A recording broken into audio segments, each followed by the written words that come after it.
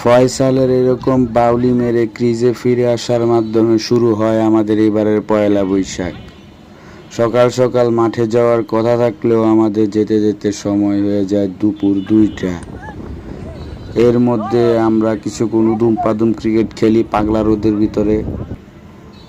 কিন্তু দুঃখের বিষয় হচ্ছে আমাদের প্রতিপক্ষ দল আমাদের সাথে 3টা ম্যাচ খেললেও লজ্জাজনকভাবে 3টা ম্যাচই হারে। আবার দেখেন কীরকম ব্যবহার, ব্যাটে বলে না পারার কারণে তাদের মাথা একটু গরম থাকে, তাই তারা 1 বল করে আধা ঘন্টা আমাদের সাথে মুখে গ্যাঞ্জাম করে, কারণ ব্যাটে বলে তো পারে না।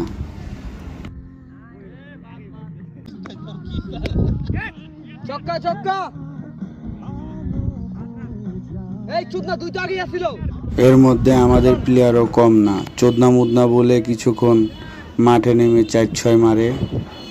তারপর আমরা কিছু ছবি তুলি। ছবি তোলার পর সিদ্ধান্ত হয় আমরা সবাই সীতাপুর গাছের আম পেড়ে খাবো। তাই সবাই আম পাড়তে চলে যাই। এর মধ্যে আসি আম গাছে উঠে আম পাড়া শুরু করে। আমগুলো পাড়ার পর রাহাত তার নিখুঁত হাতে সেগুলো ধোয়ার কাজ করে। তারপর আমগুলো ছিলার দায়িত্ব আমি নিজ হাতে নিজের কাঁধে তুলে নেই।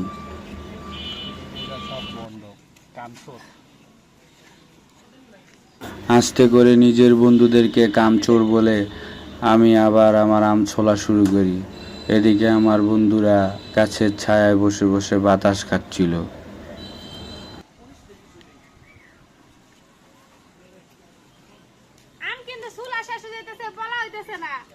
এইদিকে রিয়াদ তার নিখুঁত হাতে আমগুলোকে ক্যাচাং ক্যাচাং করে পলতাছিল। যে আপুটা আমাদেরকে আম ভর্তা বানাইতে সাহায্য করতেছিল সে আপুটা হঠাৎ করে বলল যে এই ফলের নাম ভুলে গেছি গা, যে এই ফলগুলা কিছু আইনা দেন, তাহলে টক বেশি লাগবো, খাইয়া মজা পাইবেন।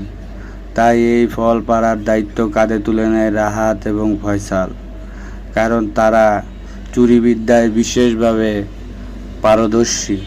কিভাবে মানুষের গাছের ফল চুরি করে খাইতে হয় তা তারা খুব ভালোভাবে জানে, তাই তারাই এই দায়িত্ব নিজেদের কাঁধে তুলে নেয়।